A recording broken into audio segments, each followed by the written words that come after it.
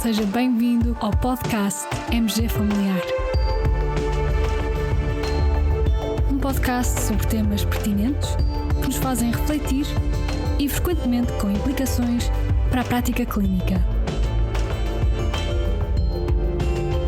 E damos as boas-vindas ao nosso anfitrião, professor Carlos Martins.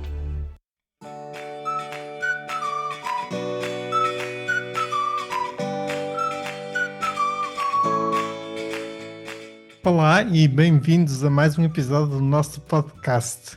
E hoje tenho para partilhar convosco um artigo de opinião publicado no BMJ no passado dia 17 de dezembro por Iona Heath, uma colega nossa muito conhecida e admirada por muitos de nós, e também por um colega de Andaluzia, o Sérgio Minue.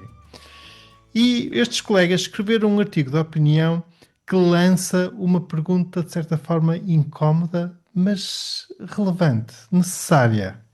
A pergunta é a seguinte: o que está a sociedade a fazer aos jovens médicos? O texto parte de um episódio marcante ocorrido na Noruega, um país reconhecido por todos como sendo um país estável, em paz, com um Serviço Nacional de Saúde robusto e fortes direitos laborais. E o episódio marcante relaciona-se com o suicídio de um jovem médico hospitalar, e depois disso surgiu um movimento com uma mensagem simples e poderosa: os médicos precisam de viver. A partir daí, tornou-se impossível ignorar aquilo que muitos já sentiam em silêncio. Os jovens médicos descrevem um cotidiano de exaustão extrema. Falta de tempo para comer, para ir à casa de banho, para pensar. Medo constante de falhar aos doentes, sensação de incompetência, não por falta de conhecimento, mas por falta de condições. Um ambiente de trabalho muito distante da medicina que idealizaram quando escolheram esta profissão. E o mais inquietante é que isto não acontece apenas na Noruega. E os autores deste artigo dão como exemplo greves e protestos de médicos em formação e jovens especialistas em vários países, nomeadamente Espanha, França, Itália, e também colocam na referência um exemplo de Portugal. Muitas vezes o debate público reduz-se às questões relacionadas com o salário ou então ao número de médicos ou à escassez de recursos humanos na área da saúde. Mas o artigo propõe algo mais profundo. Os autores sugerem que o problema não é apenas a quantidade de trabalho, mas a natureza do trabalho médico que terá mudado radicalmente. A medicina passou a ser dominada por metas, indicadores, algoritmos, protocolos rígidos e uma obsessão com a medição de tudo o que é mensurável. Doentes e médicos tornam-se peças substituíveis num sistema que valoriza a eficiência acima de relação. Na medicina geral familiar, sentimos isto todos os dias. Grande parte do nosso trabalho já não nasce da necessidade sentida pelo doente, mas de listas, de alertas, de convocatórias, de rastreios automáticos e tarefas administrativas que pouco acrescentam à vida concreta da pessoa à nossa frente. A prevenção, por exemplo, aplicada sem critério, começa a competir com o cuidado de quem está realmente doente. O artigo introduz um conceito particularmente relevante.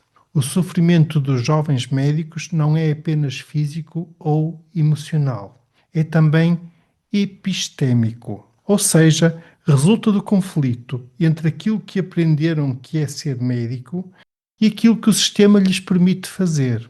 São treinados para cuidar, para pensar, para decidir com base na singularidade de cada pessoa, mas trabalham em sistemas que lhes retiram autonomia, tempo e sentido.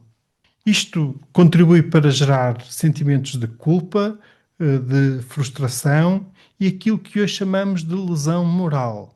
O trabalho torna-se pesado não só pelo volume, mas porque deixa de ser significativo. Na parte final do artigo, os autores desafiam-nos a repensar a medicina a partir de fora. Alertam para o risco de acreditarmos que a solução passa por substituir médicos por algoritmos, por inteligência artificial ou robôs. Isso revela uma incompreensão profunda do que é um bom médico e, mais ainda, do que é uma boa vida humana. Curiosamente, a evidência científica mostra exatamente o contrário do caminho que muitos sistemas estão a seguir. Sabemos que a continuidade de cuidados em medicina geral familiar reduz internamentos, diminui a mortalidade e melhora a prescrição. Sabemos que a relação médico-doente salva vidas. E ainda assim, essa dimensão ocupa um espaço cada vez mais pequeno nos planos estratégicos da saúde. Caros colegas, talvez uma das frases mais importantes deste artigo de opinião seja uma ideia muito simples. A medicina vive da incerteza. Quando o médico diz não sei, abre espaço para pensar, para escutar, para adaptar, para aprender. Esse espaço é essencial tanto para cuidar dos doentes como para permitir que os jovens médicos cresçam e floresçam. A pergunta final fica para todos nós, médicos, decisores e cidadãos. Queremos uma medicina rápida, mensurável e desumanizada ou uma medicina que cuide verdadeiramente, incluindo de quem a pratica? Porque a sociedade precisa de jovens médicos, mas precisa, acima de tudo, que eles consigam viver e não apenas sobreviver. Caros colegas, depois de ler este artigo de opinião, ficámos convencidos que valia a pena partilhá-lo convosco e achamos também que é uma boa forma de começar um novo ano com este episódio e com esta reflexão no nosso podcast. Muito obrigado por nos ouvirem. Se gostaram e se acharam interessante, partilhem com os vossos colegas e amigos. Fiquem bem, continuem bem. Até ao próximo episódio.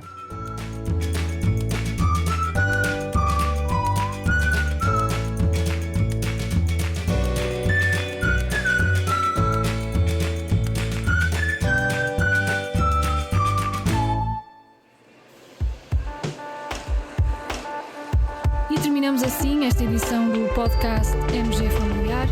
Muito obrigada por nos ouvir.